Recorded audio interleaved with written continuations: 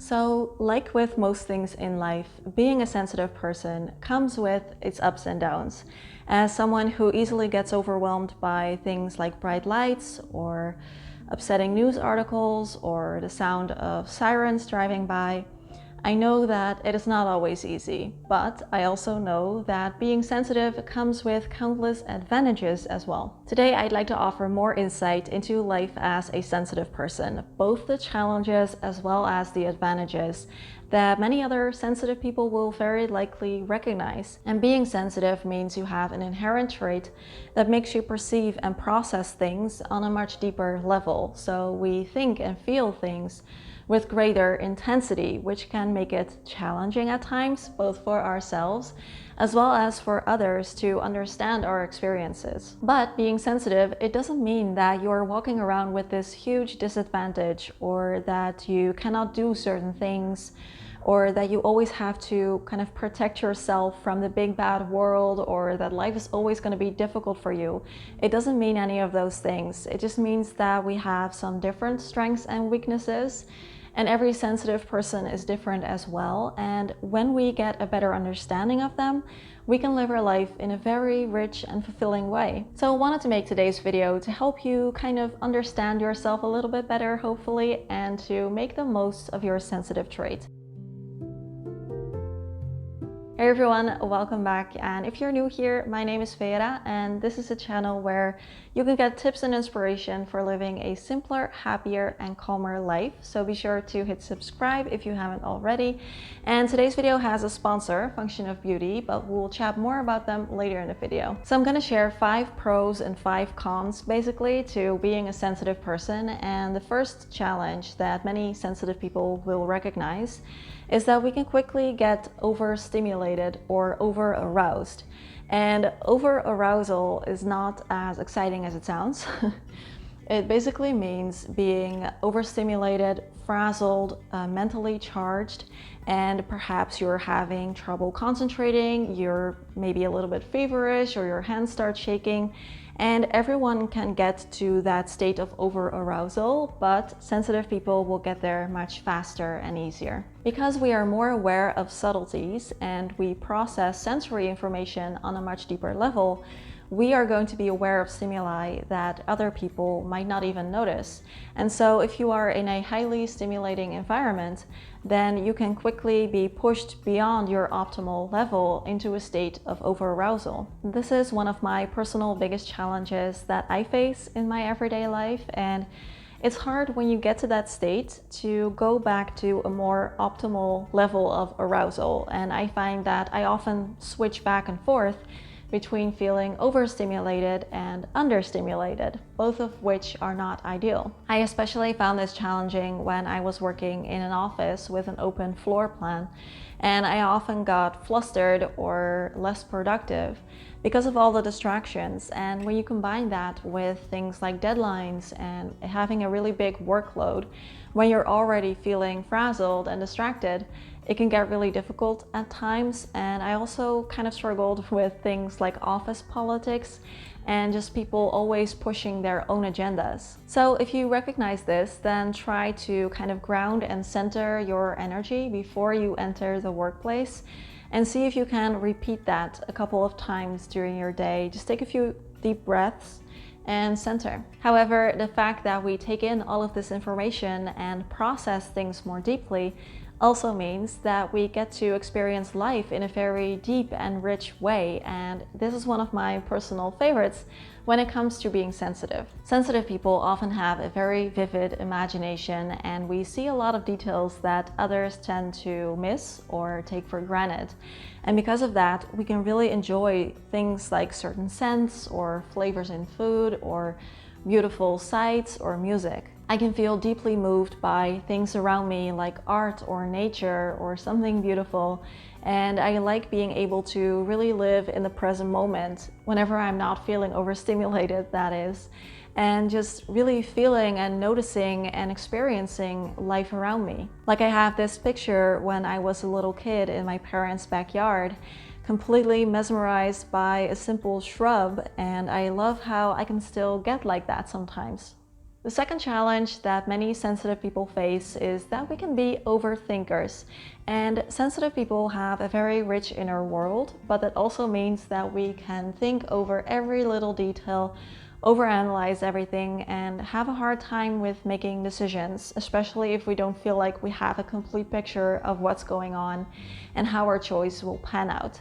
And so you might experience that feeling of your brain just not shutting up, and that can be exhausting at times. Something else that can help with not overthinking everything is that sensitive people often have a strong and reliable intuition. And that is because we pick up on so many subtleties and nuances around us that on a subconscious level, we're taking in a ton of information. So we basically know things without knowing how we know them. And this turns into an inner voice that, for example, lets us know when we're in a situation that doesn't feel good. Or it guides us to our vocation by letting us know where we feel good and comfortable and excited. I have found that while it can be tiring to take in all of these details, learning to trust that inner voice and your intuition can make things a lot easier. We have 3 more pros and cons to go, but let's do a really quick break for today's sponsor, which is Function of Beauty. They make custom hair care products. I've worked with them before. I've used their products for about a year now, and my hair seems to do really well on it. It feels a lot healthier and more manageable and softer and less dry, which is really nice. And I have used them ever since I started embracing these natural waves that my hair has. You can get many options for customization to really make it fit your hair type and goals. So you can take their 2-minute quiz online, and I chose wavy hair with a core structure, normal scalp, and then you can select your personal hair goals. I always choose deep condition, hydrate, replenish hair, anti-frizz, and curl definition. And you can customize further by choosing a fragrance and the color, also the strength of the fragrance. But you can also choose fragrance-free, dye-free, or silicone-free if you prefer. Their products are vegan and cruelty-free, which is always very important to me, and they contain no parabens and sulfate. If you want to try Function of Beauty for yourself, you can use my link that I have for you in the description box to get your first custom formula for under $30 plus free shipping. In my experience, something else that can be very challenging at times is when you hear something sad happening to someone else, or maybe animals or the environment or things like that, because sensitive people have a lot of empathy and we tend to react very strongly towards these things to the point where they can affect our own mood and our own stress levels, and that can lead to something like empathy overload. We have strong compassion and we basically just want everyone to be happy and healthy all the time. And that is not how life works. And for me, I like to avoid certain information or triggering images like animal abuse, but unfortunately you cannot avoid it all the time. Something is gonna come like trickling through, and if I see someone suffering on TV, for example, even something like a movie or a commercial, depending on what it is, something like that can really haunt me for a long time. And I've often ended up crying for random strangers I don't know just because I felt like they had sad eyes. So we need to work on self-regulation, on managing our emotions, and really knowing the difference between what is ours to deal with and what is not. So kind of developing some coping skills to let things stay where they need to be instead of burdening ourselves with everyone else's burdens. This is difficult, and for me personally, I'm still not completely there yet.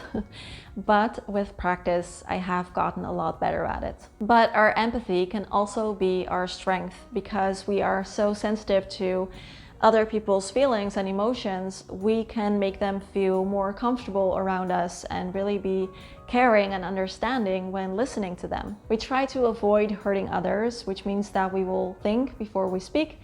And because we're so perceptive of subtleties and nuances, we can also pick up on other people's behavior and nonverbal cues and recognize discomfort or stress more easily, and then we can make the other person feel better. Something else that many sensitives will recognize is that we are frequently misunderstood, and it's not always easy to explain to friends or family members who are not highly sensitive themselves what it's like for us. And the world also doesn't always appreciate or reward sensitivity or emotional vulnerability, and because of that it can be harder to accept ourselves and love ourselves for who we are. For example, people might give me the advice to go for a walk if I'm feeling tired or stressed, and sometimes that helps. But if the traffic is really loud, for example, or if there's a strong wind outside, going for a walk will very likely only drain my batteries further, because I cannot really handle strong wind that well. It's just too much noise, and if my ears get cold, I get a headache really quickly. So I always have one of these like wrap around my ears.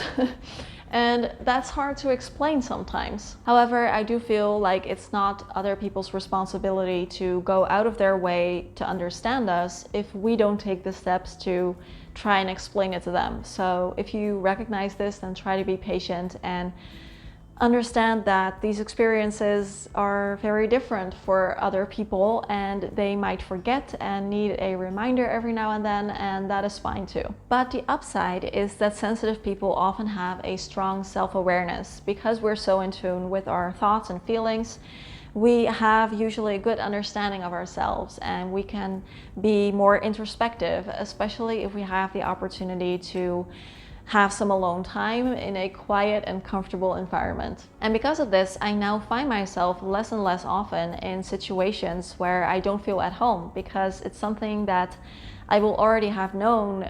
It's not something that I will enjoy or appreciate. Like when I was younger, I went to busy dance festivals because I thought that that's something I should enjoy, when it's really not. And this higher self-awareness can also help with things like setting boundaries and saying no, which is, a whole different thing. Lastly, it can be difficult at times to accept your sensitive nature, and I don't want there to be misunderstandings here. Sensitivity, it doesn't mean that it's putting you at a huge disadvantage, or that you will always struggle, or that life or the world is always going to be difficult for you. But there are certain things about it that can make it more difficult to accept at times. For example, if I want to do something fun, I might need more time than many other people to rest and recharge from that activity afterwards. Or there are certain days or weeks when I can't do the amount of work I want to do or I had planned to do, simply because I feel overstimulated. Or for example, traveling or going on a holiday, while I love doing these things, it can also be very challenging for me at times, especially if there's also a time difference involved, because I'm really sensitive to that. And it can take me like 3-4 days before I feel settled and grounded somewhat in a new country. A lot of sensitive people will sometimes struggle with how they feel about themselves, and I want to emphasize that this isn't a shortcoming. It just makes us a little bit different in this aspect, and it just means that sometimes we have to do things differently or schedule things differently in order to live our life the best way. The fact that you can't always do everything you see other people do the way they are doing it doesn't mean that you cannot do this thing. So accepting yourself as a sensitive person that you are will be a great first step. Lastly, something I love about being sensitive is that it helps me to live my life more passionately. And I think sensitive people often value authenticity and like to live their life wholeheartedly. And we can kind of throw ourselves into an experience completely, and our vulnerability lets us pour our heart and soul into the things we do. We live with all of our senses in high alert, and we feel the good things and the bad things more strongly. And many sensitive people are often very much in tune with their values and their principles.